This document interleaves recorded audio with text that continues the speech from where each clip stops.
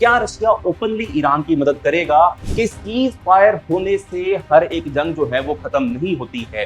US का waste में सबसे बड़ा स्टेक है, इजराइल उनका टॉप अलाई है और रीजन में उसके डजन ऑफ बेसिस भी हैं।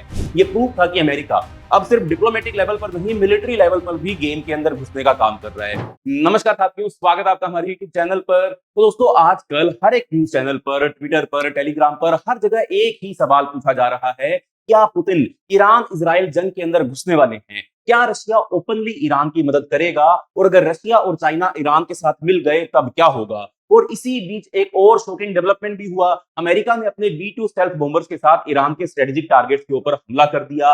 एक दो दिन तक ईरान और अमेरिका के बीच में टेंशन जो थी वो अपने चरम पर रही, अपनी सीमा पर रही। और अभी आज के ही दिन में डोनाल्ड ट्रंप ने अनाउंस कर दिया है कि ईरान और इजराइल के बीच में सीज फायर जो है वो हो चुका है। अब ये तो हम जानते हैं कि सीज फायर होने से हर एक जंग जो है वो खत्म नहीं होती है। सीज फायर होने के बाद एक्चुअली कंडीशन जो है वो और भी ज्यादा वर्सन हो जाती है, क्योंकि दो देशों के बीच में जो नफरत है, जो हेट्रेडनेस है, वो और भी ज्यादा डीप हो जाती है।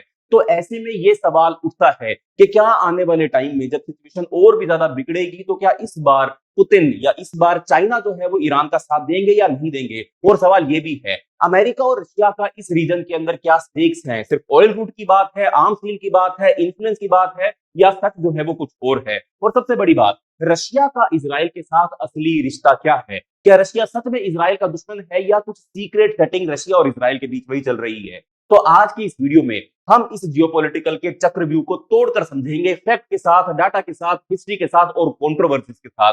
तो इस वीडियो को एंड तक जरूर देखना, क्योंकि आपको मिलेगा ऐसे इंसाइट जो मेन स्ट्रीम मीडिया जो है वो आपसे छुपा कर रखती है। तो चलिए दोस्तों, आज की इस वीडियो को शुरू करते हैं, पर उससे पहले चैनल का नाम है दिया ये सब, मेरा नाम है राही मेहता। चैनल को भी सब्सक्राइब कर लें ताकि आप ऐसी इंफॉर्मेटिव एंड इंटरेस्टिंग वीडियोस देखते रहें। तो दोस्तों, सबसे पहले थोड़ा बैकग्राउंड समझ लेते हैं। रशिया, ईरान, इजराइल, अमेरिका, ये चार कंट्रीज जो है वो वेस्ट एशिया की पॉलिटिक्स के पावर मेकर माने जाते हैं, या फिर इनको किंग मेकर माना जाता है। एक तरफ रशिया, फिर ईरान हो गया, इजराइल हो गया, अमेरिका हो गया, सऊदी भी कुछ हद तक इस लिस्ट के अंदर शामिल किया जा सकता है।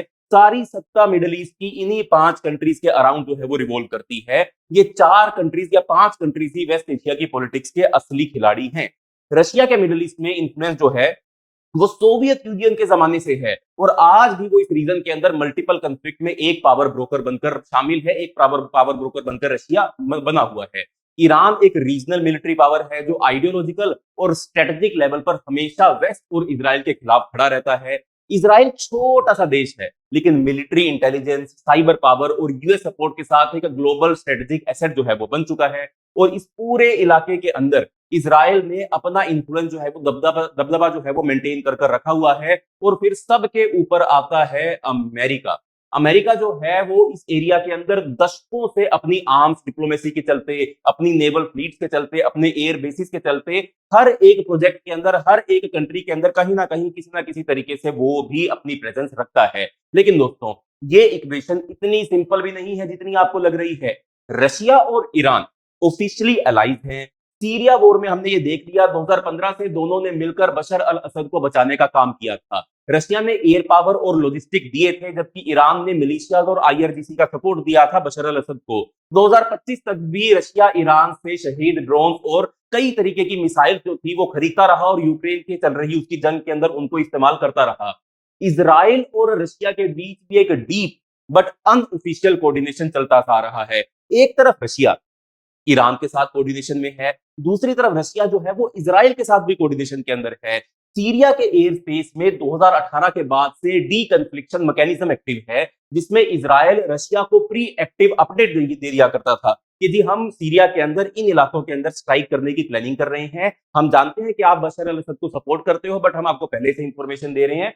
और इसके चलते रशिया भी चुपचाप इजराइल की स्ट्राइक को कोई जवाब नहीं देता था, रशियन फोर्सेस नहीं टकराती थी, और इजराइल अपने जितने भी टारगेट थे उनको स्ट्राइक करता हुआ वापस चला जाया करता था। और ऐसी जो हॉटलाइन थी रशिया के बीच में और इजराइल के बीच में, वो अप्रैल 2025 तक भी फंक्शनल थी। तो हो गया ना कॉम्प्लिकेटेड। एक तरफ तो रशिया जो है वो बशर अल असद को बचाने की कोशिश कर रहा है, और दूसरी तरफ जब इजराइल सीरिया के अंदर स्ट्राइक करता था तो रशिया उसका कुछ अपोज भी नहीं करता था। और इसी बीच में तभी आता है अमेरिका। यूएस का वेस्ट में सबसे बड़ा स्टेक है, इजराइल उनका टॉप अलाई है और रीजन में उसके डजन ऑफ बेसिस भी हैं।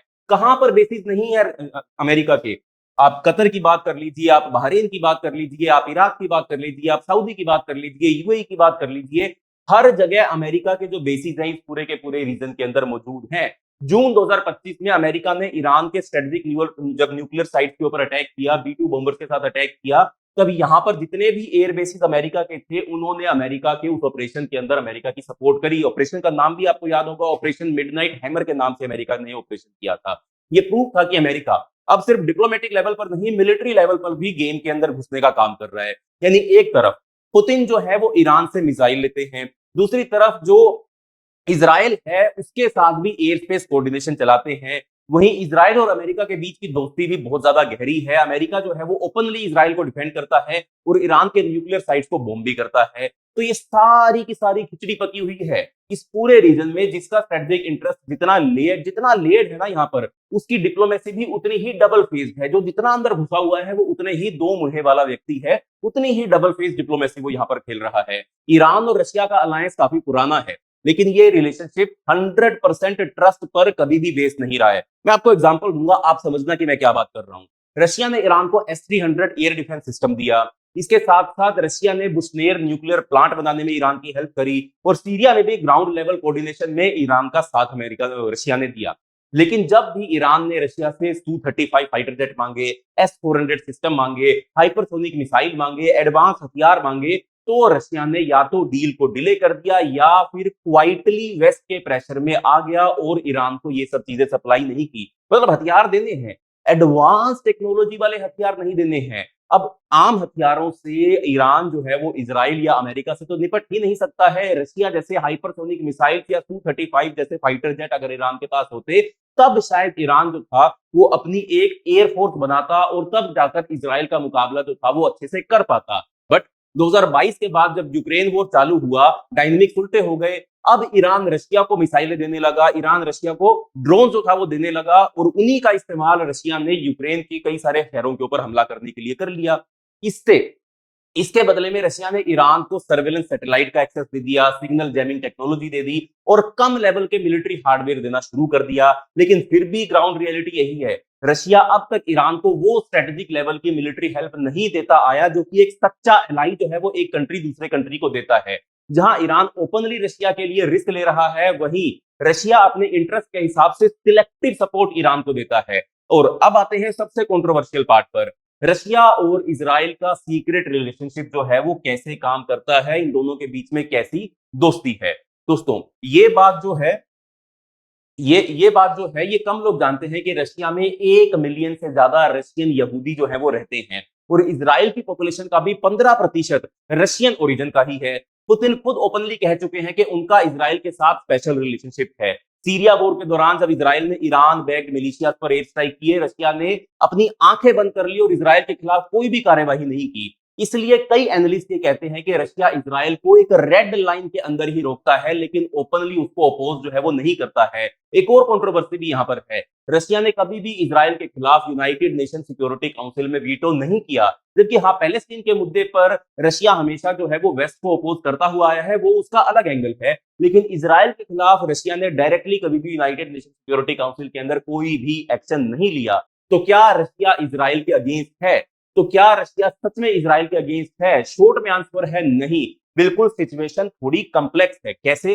रशिया ओपनली इजराइल के खिलाफ नहीं है, लेकिन वो इजराइल को अनचेक्ड भी नहीं छोड़ता है अमेरिका की तरह। रशिया का मेन इंटरेस्ट है मिडिल ईस्ट में अपना इंफ्लुएंस मेंटेन करना, ना कि किसी एक साइड को फुल सपोर्ट देना। यूक्रेन वॉर के बाद रशिया वेस्ट से कट हो चुका है, तो उसको ईरान और चाइना की अब जरूरत है। लेकिन रशिया अभी भी इजराइल से भी कोई ज्यादा खफा नहीं है, या इजराइल को वो ज्यादा खफा नहीं करना चाहता है, क्योंकि इजराइल के पास एडवांस टेक्नोलॉजी है और रशिया के अंदर भी स्ट्रॉन्ग ज्यूइश लॉबी मौजूद है।